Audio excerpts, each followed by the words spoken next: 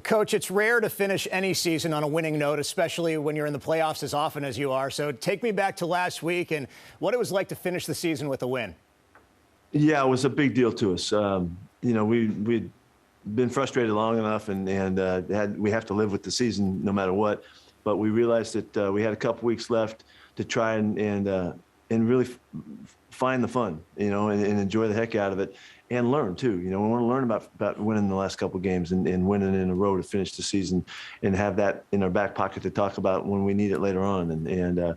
So we went for it. The Detroit game was the NFC Championship game, as we were talking, and this game against Arizona down there was the Super Bowl, and we're going to work to practice like that was what was on at stake, and learn how to play with things like that at stake, so it worked out great, and it was a really fun football game. It was a really challenging game, screwing up early and falling behind, and then coming back and bouncing back and forth, and after halftime we had to come back again after their surge to get ahead.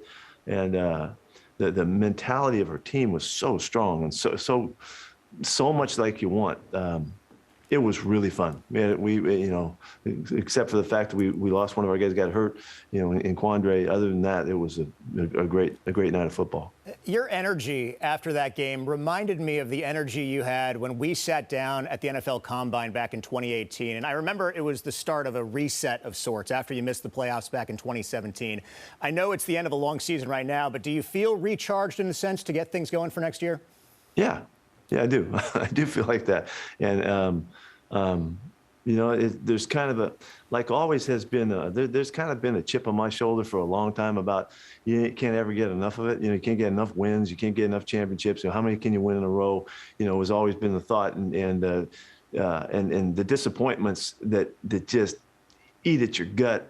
I don't want to forget those because they help, and I hate them, but they help, and sort of feel that sense that you got to get back on top, and you got to there's another challenge out there that is waiting for you, something that fuels me, and I feel that right now, and I don't know how to compare it to anything, but it's important, and it drives me, and hopefully I can convey that to the guys around me. You said something back in week 5 or week 6, and it was something like, it takes a strong person to be patient and wait before coming to conclusions, that it's better to wait to see how something all plays out. Now that the season is over, what do you think this season was all about? Not finishing. We didn't finish well enough. There's too many games out there that we normally find a way to win that we didn't win. And it's just the difference between a year ago. We had, I think, 8 games, that came down to it, and we won 7 of them. This year we had 5, and we didn't win any of them, and so that's something like that. I don't know how specific, how straight those numbers are, but it's like that, and it felt like that. We had opportunities. Let's go to the Chicago game. Just win the Chicago game. Just win that game, and finish the game and go home. And we just didn't get that done consistently, and we need to execute better down the stretch. We need to be clear. We need to be more resolved. We need to finish like we finished the last couple of weeks, and that'll make a difference. You meet with Jody Allen after each season. What was your message to her when you met earlier this week? The meeting went really well, and we had a chance to communicate on so many different levels, and talk about stuff, and really hammer some stuff out and be really clear. So it's the same thing like we do it on Mondays. It's tell the truth. You got to get to the truth, and then figure out where you go from there. And that's what we've done, and hopefully we've initiated a real solid plan moving forward. You mentioned that the offensive line figured something out over the last month. What exactly was it, and why do you think it took so long to find that rhythm through the course of the season? Okay, I don't think the offensive line figured it out. I think we figured out that the offensive line was there waiting for us to call on them, and we hadn't relied on it enough. We hadn't gone to them enough, and look at the numbers that happened, and a lot of that has to do with the melding of Rashad Penny's play. He really sparked us, and he brought their play to life.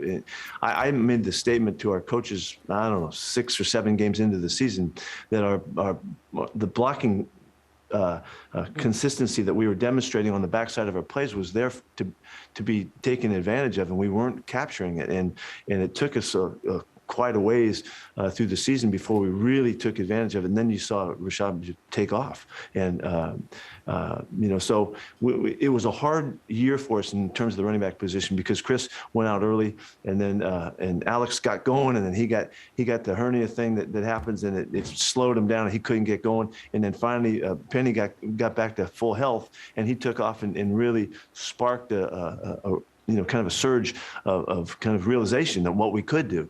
And the offensive line was there the whole time. And from Dwayne and Posick and those guys, they just kept punching and hung with us. And then finally we get to watch them emerge and really generate some great play in this game of football. You mentioned Rashad. How cool a story is that? And can you go back in time, pick up his fifth-year option now? Obviously, you guys want him back next year, right?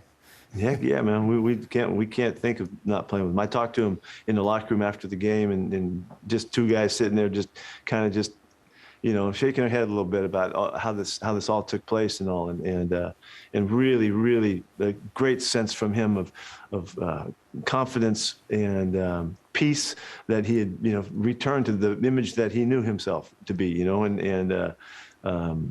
and to share that kind of with the world was really exciting and really fun. And he has no intention of being anywhere but here, and we have no intention of being without him. So we'll figure something out.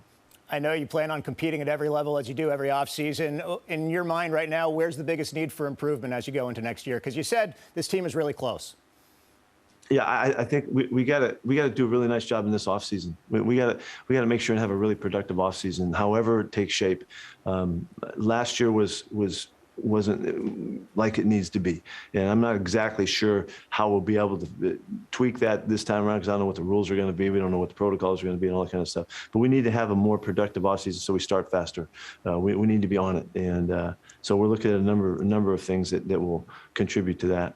You've been with Russell Wilson for a full decade now. At the end of the day, we all know the number one philosophy both of you share is to win games. Last offseason, I'll be honest, was really tough on fans out there, even the media as well.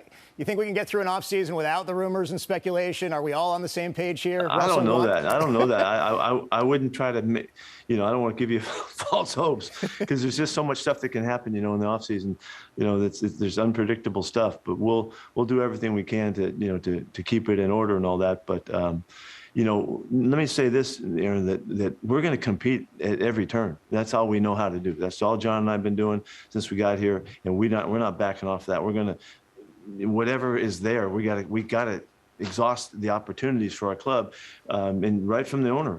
Jody wants us to take a look at every single opportunity to better the franchise and to help us. So that's what we do, and we'll try to take you along with this. I'll try to be as straight as I can with you so you know what's going on as fans, the ship, and all that, because we love you and we want you to be part of what's happening.